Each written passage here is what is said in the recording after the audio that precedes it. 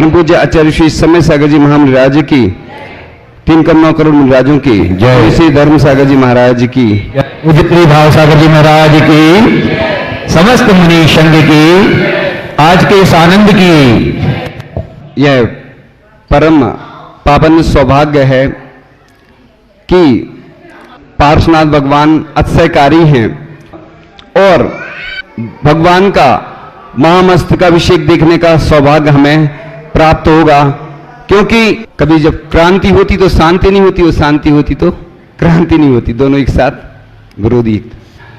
तो जब सीता का प्रसंग आता है पद्म पुराण में कि जब भी उसको कुछ विघ्न बाधा आती थी तो बस वह अभिषेक करने के लिए कहती थी।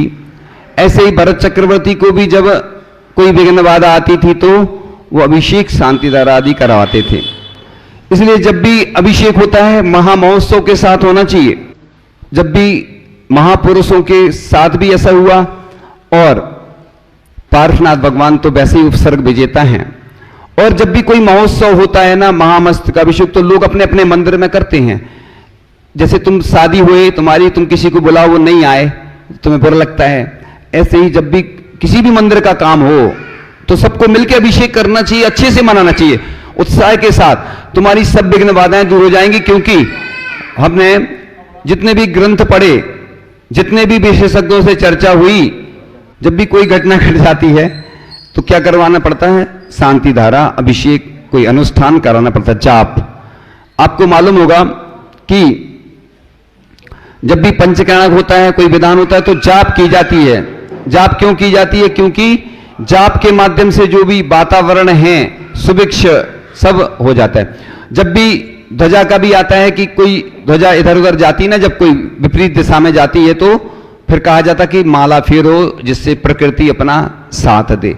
यानी कोई भी आयोजन होता है तो सबका सहयोग की आवश्यकता पड़ती, सबके सहयोग की आवश्यकता पड़ती है। इसलिए जो भी मंदिर होते हैं वो किसी के नहीं होते हैं, भले ही कोई व्यवस्था कर रहा है तो उसका नहीं होता है। तो अपन को अभिषेक में बढ़ चढ़कर अच्छे से भाग लेना चाहिए, और कोई नियम ऐसा नहीं है कि सिर्फ एक बार अभिषेक करो। ये तो इसलिए व्यवस्था है कि लोग फिर गड़बड़ करने लगते, इसलिए मोक्ष कल्याणक पे तो करते ही भगवान के, कोई जन्म कल्याणक हो तो कर लेते, तब कल्याणक, या कोई मंदिर की कोई वो होती ना वर्षगांठ। ये अभिषेक और शांति धारा की व्यवस्था ऐसी है, ये सामाजिक व्यवस्था है। इसलिए ऐसा कुछ नियम नहीं है कि जब साधु संत आते हैं, जब भावना होती है तो महामस्त का अभिषेक बड़े महोत्सव के साथ संपन्न करना चाहिए। क्यों करना चाहिए? क्योंकि भगवान तो सबके हैं, और किसी दिन विशेष अवसर आता है तो वो करते ही हैं। लेकिन महामस्त का अभिषेक जैसे अपन प्रतिदिन अष्टधातु की प्रतिमा विराजमान करके इसलिए करते हैं कि अष्टधातु का प्रतिदिन अभिषेक कर सकते हैं। पाषाण की प्रतिमा का चरणों रखते हैं, जैसे कुंडलपुर में बड़े बाबा का प्रतिदिन चरणों का अभिषेक होता है। लेकिन आचार्य जी ने नियम बनाया, क्योंकि आचार्य जी को 9 का अंक बहुत पसंद था, वो शाश्वत अंक है। और महाराज जी का भी जन्म दिनांक कितना है? 9 जुलाई है ना। तो 9 का अंक मतलब आप, इसलिए जो आचार्य जी प्रेरणा देते थे, बोली आदि लगती थी, वो हम ज्यादा डिटेल में नहीं बताएंगे। तो 9 का अंक इसलिए करते अपन, शाश्वत मतलब 9 दूनी 18 दूनी मतलब 18 27, आप वो आखिरी तक भी वैसे ही रहता है, शाश्वत। इसलिए अपन को अभिषेक शांति धारा में अच्छे से भाग लेना चाहिए। और आचार्य जी के चरण जहां भी विराजमान होते, एक लोग आते हैं भगवान के दर्शन तो करते हैं। और हमारे इस युग के भगवान, अब हम पहले सोचते थे भगवान क्यों बोलते, हम जब नए नए थे ना तो हम नहीं समझते थे। फिर हमें एक मूलाचार में गाथा मिली, भिक्कम बक्कम हियम सोदी चरदी निच्चसो साहू एसो सुदबद साहू भणिया जिन सासने भयबम। यानी जो अच्छे साधु हैं उनको भगवान कहा है, जिनकी चर्या अच्छी है। तो आचार्य जी के बारे में तो सबको मालूम है कि वो इतनी उत्कृष्ट साधना के। अब कई लोग कहते हैं कि आचार्य जी ने तो कभी शरण स्थापित नहीं कराया, तो आचार्य जी ने नहीं कराया तो उससे मतलब नहीं है, ये तो आस्था का विषय है। और हम भी कोई काम चाहे दान हो, हम तो सिर्फ भावना बनाते, ब्रांड एम्बेसडर हैं पंतों की। अगर हो गया अपना, हमारा तो कोई घाटा है ही नहीं ना। तुम लोगों का तो घाटा हो जाता, हमारा कोई घाटा नहीं, हमारा फायदा ही फायदा है। क्योंकि आप दान करो या ना करो, हम तो प्रेरणा देंगे, अंतिम श्वास तक देंगे। तुम तो हमेशा अच्छे कार्य करो। तो आचार्य जी के चरण पूरे देश में स्थापित हो रहे हैं। क्या मैं बोल रहा हूं क्या अकेला? मैं नहीं भी बोल रहा हूं तो भी हो रहा है ना काम। अभी कई स्थान ऐसे हैं जहां आचार्य ऋषि की बहुत कृपा है, लेकिन वो बोल रहे मंदिर में स्थान नहीं है। ऐसा कुछ नहीं है। ये चरण अभी जरूर नहीं है कि वेदी बनाकर स्थापित करो, ऐसे भी कर सकते जब वेदी बन जाए। अभी भी कई स्थान है, हम नाम तो नहीं ले रहे हैं, कई तीर्थ हैं जहां पर चरण आ गए हैं, लेकिन अभी वेदी नहीं बनी है। तो वेदी बाद में भी बन जाती है, ऐसा कुछ नियम नहीं है। ये तो वेदी तो वैसे समाधि स्थल के रूप में हर जगह बनाना चाहिए, जगह है तो, नहीं है तो मंदिर में अपन एक जगह आचार्य ऋषि के लिए स्थान दे देते। अब महाराज आते तो क्या मंदिर में नहीं बैठते क्या? ये व्यवस्था देखो, प्रतिष्ठाचार्य आदि जो बोलते हैं ना, आचार्य परमेष्ठी का स्थान अलग रहता है और भगवान की जो वेदी बनाते वो अलग, इसलिए इधर स्थान पर्याप्त था। और बहुत अच्छा है कि देखो हम गुरु जी जिनने हमको, सुनो सुनो, जिनने हमको दिया है सब कुछ, हम उनको क्या दे पाए। अपन ने क्या दिया आचार्य ऋषि को, बताओ। आचार्य ऋषि को तुमने क्या दिया? आहार दिए होंगे, उनके कहने से कुछ दान कर दिया होगा, कुछ किया होगा जो जो जिसने किया होगा। तो अपन ने क्या दिया उनको गिफ्ट में? रिटर्न गिफ्ट होती ना, बर्थडे होता ना, तो जन्मदिन आता, किसी को क्या गिफ्ट देते हैं। आचार्य ऋषि ने बुंदेलखंड को क्यों चुना? क्योंकि पूज्य ज्ञान सागर जी महाराज ने कहा था तुम बुंदेलखंड में जाना। और कुंडलपुर में 1976 में जब वो आए तो उनके पास कुछ नहीं था, सोचो, ना तो संघ था, ना कोई जानता था। ऐसा लोग बताते थे कि कुंडलपुर में हर दूसरे तीसरे दिन लोगों के आहार होते थे। और हम भी साथ में जब रहे तो आचार्य ऋषि की हमने बोहरी बंद आदि में देखा है कि हम 2-2, 3-3 शिफ्ट लगती थी पहले, और बाद में इतना पुण्य बड़ा आचार्य ऋषि का कि जबलपुर जैसी जगह में 400-400 लोग एक साथ पागान करते थे। ऐसा दृश्य होता था, हम लोग दिन भर सुनते रहते थे। अब वो ज्यादा डिटेल में नहीं बताते क्या लोग आते थे। महाराज जी 3 दिन हो गए। एक बार मुझे संस्मरण याद आ गया, नागपुर में शायद आचार्य ऋषि के साथ ही थे हम, अलग से तो गए नहीं। नागपुर में ये स्थिति थी कि बहुत सारे चौके लगते थे। अब एक चौके वाला था, बहुत दिन हो गए, 10-12 दिन हो गए, अब क्या करें। तो वो आया हमारे पास, श्रीफल चढ़ा गया। अब मैंने सोचा कि अब श्रीफल चढ़ा गया, 1-2 महाराज जी ऐसा बोलते कि कोई भूल जाए ना तो फिर उसके यहाँ जाने में, क्योंकि निमंत्रण से नहीं जाते, साधु विधि जो रहती है, साधु श्रावक अपने लिए भोजन शुद्ध बनाता है, फिर पड़गान करता है, और साधु उसके भोजन में से लेते, इसलिए उसको क्या बोलते? आहार दान, दान करते। जैसे आप पैसा कमाते तो दान के लिए नहीं कमाते, आप पाप करते हैं, झूठ बोलते हैं, तो उस प्रक्षालन हो जाता है उसके माध्यम। ऐसे ही वो आया, श्रीफल चढ़ा गया। अब मैंने कहा अब क्या करूं, मैंने कहा देखते हैं, अपन चलेंगे। तो उसी के यहाँ पहुंच गए। तो ऐसा होता है पुण्य की व्यक्ति, उसने बोला कुछ नहीं, श्रीफल बस चढ़ा गया। इसलिए अपन कोई भी काम करते श्रीफल इसलिए चढ़ाते हैं कि निवेदन किया जाता है। साधु संत जब भी कोई कार्यक्रम हो तो क्या होता है, निवेदन इसलिए करना कि आपकी भावना है कि नहीं। कई बार क्या होता है ना, मान लो हमने प्रेरणा दे दी, उसकी भावना नहीं है, जबरदस्ती कराओ तो वो कार्य कभी अच्छे से संपन्न नहीं होता। हमने एक अनुभव किया है। इसलिए बड़े उत्साह के साथ पार्श्वनाथ भगवान का वर्ष में एक बार तिथि निश्चित कर दो। और इधर तो मेला लगना चाहिए। अगर 300 घर हैं तो 300 घर में से लगभग सबको आना चाहिए। जल्दी मैं कहता हूं टाइम मैनेजमेंट का ध्यान रखो। सुबह जल्दी आ जाओ, जल्दी चले जाओ, जिसको दुकान जाना, ऑफिस जाना, जो करना सो करो। लोग क्या है, सुबह से उठते नहीं हैं, बाद में कहते कि अरे देर हो गई। तो इसलिए आचार्य ऋषि के चरण स्थापित करना बड़ा सौभाग्य का विषय है, क्योंकि प्रतिमा जैसे विराजमान करते भगवान मोक्ष चले गए, लेकिन भगवान आज भी मौजूद है हमारे हृदय में। ऐसे ही हमारे हृदय के देवता हैं, आस्था के प्रतीक हैं। और आचार्य ऋषि के चरण चिन्ह के दर्शन करने से वही अनुभूति होती है कि मैं किसके दर्शन कर रहा हूं। और सोचो आप, आचार्य ऋषि के चरण छूने किसी को नहीं मिलते थे, है ना। और एक बार गंज वासोदा की बात थी, और गंज वासोदा में क्या हुआ, एक दिल्ली से व्यक्ति आया और कहने लगा मैं आचार्य ऋषि के चरण छूंगा, जिद कर रहा था। और आचार्य ऋषि अंदर कमरे में बैठे, हम बाहर बैठे। मैंने कहा पहले नियम लो कि भगवान के चरण छुएंगे प्रतिदिन, क्योंकि भगवान का जब अभिषेक करोगे तो प्रक्षाल करने का अवसर मिलेगा। फिर मैं तुम्हें जरूर करवाऊंगा आचार्य ऋषि के। तो जब आचार्य ऋषि के चरण छूने को लालायत रहते थे लोग कि हमें चरण छूने मिल जाए। और अब ऐसे रूप में कि आचार्य भगवान नहीं हैं, उनके ये चरण ही हमारे लिए सब कुछ हैं, क्योंकि उनका शरीर भले ही चला गया, लेकिन आचार्य परमेष्ठी के रूप में आज भी वो हमारे बीच में विद्यमान हैं। इसलिए आचार्य भगवान ने हमारे लिए बहुत कुछ दिया है, और आचार्य भगवान की कृपा से सब कुछ हमें प्राप्त हुआ है, और उनके लिए सभी लोग जानते हैं। आचार्य भगवान ने हमारे लिए बहुत कुछ दिया है, इसलिए ये तो अक्षय क्षेत्र से कम नहीं है। अपन लोग क्या है, जो घोषित होता है वो इसी को अक्षय क्षेत्र मानते हैं, लेकिन इसको यहां पर ऐसा लोग नियम लें। मैं तो कहता हूं 365 दिन नहीं तो कम से कम एक दिन का तो नियम लें कि हम अभिषेक करने यहां जाएंगे।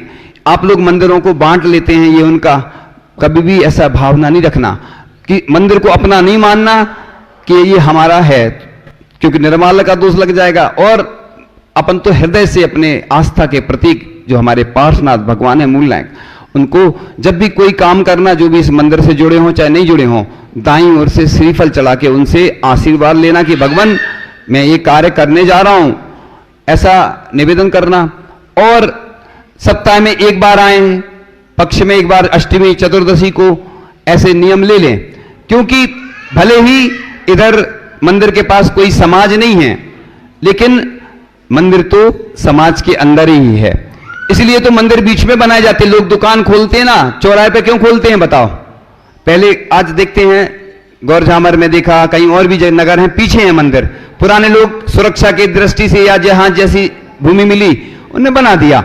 आज मंदिर मेन जगह पे इसलिए बनाए जाते हैं कि जो आलसी लोग होते हैं, बच्चे होते हैं ना, स्कूल जाना है तो समय नहीं रहता, दूर रहता मंदिर, तो वो दर्शन ही करने नहीं आते हैं। इसलिए मंदिर जैसे दुकान बनाते, घर बनाते ना मेन जगह पे, ऐसे ही मेन स्थान पर ही बनाना चाहिए। और नहीं है अगर व्यवस्था तो बात अलग है। तो ये मंदिर भले ही दूर है, और मैं तो कहता हूं इस मंदिर में जो भी आएगा उसको दुगना पुण्य लगेगा। क्यों लगेगा? जैसे बिहार में जो आहार कराते ना महाराज को, ज्यादा पुण्य लगता है। क्यों लगता? क्योंकि अपने घर में तो सब करा लेते हैं। अब जैसे बीना बारा में आचार्य श्री रहते थे, चंद्रगिरी में, जहां भी रहते थे लोग जाते थे नहीं, दिल्ली से, बंबई से, कलकत्ता से, विदेशों से। अभी कुंडलपुर में पूरे देश भर से लोग आए थे, जब महोत्सव हुआ 2 बार, पूरे देश विदेश से लोग आए। और एक तो ऐसा सुना था माता पिता भी बने थे, विदेश के बने थे। सोचो, तो माता पिता तो बन सकते, विदेश में नहीं बन सकते। लोग प्रतिमा का पालन कर रहे हैं, इसलिए ये तीर्थ क्षेत्र है। आप लोग तीर्थ क्षेत्र मान के ही आया करो। जैसे दूर जो मंदिर होते हो, बल्कि मैं तो कहता हूं सुबह से ना तुम लोग आओ, पैदल आओगे ना तो एक तो तुम्हें शुद्ध ऑक्सीजन मिलेगी, और यहां के दर्शन करके जाओगे भगवान के, तो अपने आप तुम्हारे जीवन में अवसर होंगे। इसलिए मुझे तो पूरा भरोसा रहता, कितनी भी सुनो, आचार्य श्री हो चाहे कोई भी महापुरुष हो, जितनी भी समस्या आई, उन समस्याओं का एक ही हल है। तुम चाहे बीमार हो, चाहे तुम्हारी समस्याएं सबको आती हैं। ऐसा नहीं सोचना कि साधु संतों को समस्याएं नहीं आती, आपको सब मालूम है ना।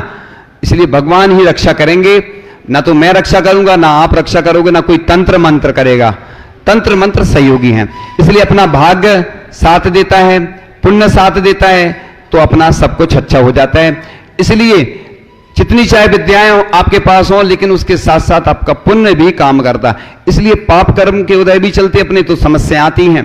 लेकिन जब सीता को विघ्न बाधाएं आई, भरत चक्रवर्ती को विघ्न बाधाएं आई, जितने भी महापुरुष हैं, जब भी कोई किसी से त्रुटि हो जाती है तो कहा जाता कि ये शांति धारा आदि करो। क्यों कहा जाता? कि उससे वो जो उसका दोष दूर हो जाता, जाप अनुष्ठान। तो आज से पार्श्वनाथ भगवान की जाप कितने लोग करेंगे? एक जाप का तो कम से कम नियम ले सकते हैं, है ना। और हाँ, सुनो, प्रतिदिन तो कोई नहीं आ सकता। कोई आ सकता क्या प्रतिदिन? जो आते हैं उनको छोड़ के आ सकता क्या? नहीं आ सकता। सप्ताह में एक दिन आ सकते, अष्टमी को दर्शन करने। तुम्हें कौन पैदल आना है? नहीं, अरे पैदल थोड़ी आना, ये कह रहे तुम्हारे पास तो सब सुविधा है ना। तो सुनो, कितने लोग नियम लेंगे सप्ताह में एक दिन का? और चतुर्दशी मतलब पक्ष में एक बार, चतुर्दशी या कोई भी दिन आ सकते, 15 दिन में एक बार, फिर महीने में एक बार। अब साल भर का तो हम देंगे नहीं। नहीं लोग, चलो सुनो, ये भगवान बहुत पावरफुल होते हैं। सुनो, भगवान तो सभी पावरफुल होते हैं, लेकिन जो प्राचीन प्रतिमा होती है, हमें नहीं मालूम इतिहास। हमारे जहां जहां चतुर्मास हुए, जहां जहां हम गए, और उतनी प्राचीन प्रतिमाएं मिली। जब उनका बताया गया ना, तो एक घाटोल में है बांस पूज भगवान, और उनकी चांदी रजत बेदी बनी, और उस पर विराजमान करने की होड़ लगी थी लोगों में। कितनी? 50 कोटबड़ में। तो उससे ऊपर लोगों ने उत्साह दिखाया। मतलब ऐसी होड़ लगती है जब भगवान के प्रति लोगों की आस्था जुड़ा है। इसलिए मैं कहता हूं ना, भगवान की महिमा को और बढ़ाओ अच्छे से, क्योंकि जितनी तुम महिमा भगवान की बढ़ाओगे उतना लोगों का उत्साह बढ़ता जाएगा। बस कुछ मिनट की बात कह के पूर्ण करेंगे। हमें मालूम है, हमें तो और पहले आना था और जल्दी जाना था लोग, फिर भी अभी समय सही चल रहा है, जल्दी हो जाएगा, कोई दिक्कत की बात नहीं है। अभी तो ऊपर वाला भी मेहरबान है। क्या है? मेहरबान है वो नीली छतरी वाला, हर ताले की चाबी रखे हर चाबी का ताला। तो प्रकृति भी अनुकूल हो जाती है कि शाम को पहले से ही व्यवस्था कर दी गई। चिंता तो हो रही थी कि कल तपा चल रहे हैं और ग्रीष्मकालीन तपन में कैसे क्या होगा, लेकिन आप चिंता नहीं किया करो, अपने आप व्यवस्था हो जाती है। अपन को चिंता तो होती है कि कैसे होगा, इसलिए हाँ, समय से ही आपको आना है और समय से जाना है। इसलिए ऐसे पार्ष प्रभु के चरणों में ऐसी भावना करें कि भगवान बस मुझे मुक्ति की प्राप्ति हो, मोक्ष की प्राप्ति हो। और आपने देखा ना, सबसे ज्यादा पार्श्वनाथ भगवान की प्रतिमाएं क्यों मिलती हैं सब जगह? कारण मालूम है? शांतिनाथ भगवान की मिलती हैं। पार्श्वनाथ भगवान उपसर्ग विजेता हैं, सबसे ज्यादा उपसर्ग सहन करे, और आज जितने लोग हैं उनके सबके उपसर्ग वो दूर भी करते हैं, इसलिए पार्श्वनाथ भगवान उपसर्ग विजेता। एक स्थान पर तो एक वेदी बनाई उनने, उपसर्ग विजेता वेदी। मैंने कहा ये क्यों? तो उन्होंने कहा उपसर्ग विजेता इसका नाम रखेंगे तो लोगों की आस्था होती। जब भी जैसे कोई पंचकाणक होता ना, तो कुछ ना कुछ उसको हेडिंग दे दो, कुछ हाईलाइट कर दो। तो आजकल क्या है जमाना? हाईलाइट का जमाना है, इसलिए लाइट का नहीं है। लाइट माने होता है हल्का, हल्का होता ना, लाइट माने प्रकाश भी होता है, हल्का होता है। आज हाईलाइट का जमाना है, इसलिए देखो पार्श्वनाथ भगवान के चरणों में यही प्रार्थना करते हैं कि आपके चरणों के दर्शन हमें होते रहें और आपकी छत्र छाया में हम इसी प्रकार से पंचम काल के अंतर्गत धर्म ध्यान करते रहें, क्योंकि पंचम काल चल रहा है, बहुत कठिन है। अभी तक तो आचार्य ऋषि थे, उनकी छत्र छाया थी, अब आगे चल करके आप देखना बहुत परिस्थितियां अनुकूल नहीं रहना है। इसलिए सभी अच्छे से रहें, इधर उधर की बातों में समय नहीं देके अच्छे से अपन पुण्य बढ़ाएं, क्योंकि इधर उधर की राग और द्वेष में पूरा जीवन निकल जाएगा, कुछ नहीं मिलना है। क्योंकि अपन को जितना समय मिला है अच्छे से स्वाध्याय में निकालें। मैं भी यही सोचता हूं कि पुराना जो समय निकला है वो निकल गया। अब अपन जैसे संलेखना के विषय में लिखा है कि अंतिम समय अंतर्मुहूर्त तक भी अगर कोई जागृत हो जाए तो उसकी संलेखना हो जाती है। ऐसा कोई नियम नहीं है कि 12 साल की तैयारी करो, लेकिन तैयारी इसलिए करना पड़ती है कि जैसे कार्यक्रम होता है ना, अगर पहले से नहीं बताओ तो लोग कहते हमें मालूम नहीं चला, हमें पता ही नहीं। इधर कितना उत्साह दिख रहा है, ऐसे लग रहा है जैसे पंचकल्याणक महोत्सव हो रहा हो। हम तो यही मानते हैं एक व्यक्ति 1 लाख के बराबर है, यही सोचा करो हमेशा। ये नहीं सोचा करो मेंटलिटी क्या हो जाती लोगों की, अरे कोई आया नहीं। देखो लगता है, लेकिन जब भी भगवान का महोत्सव होता है, अत्यकारी भगवान है।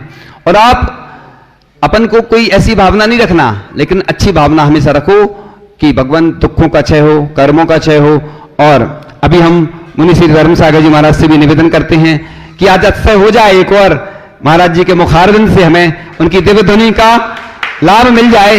इन्हीं भावना के साथ ओम नमः, सबसे क्षमा, सबको क्षमा, सुखी रहें सभी आत्मा, सभी बने परमात्मा।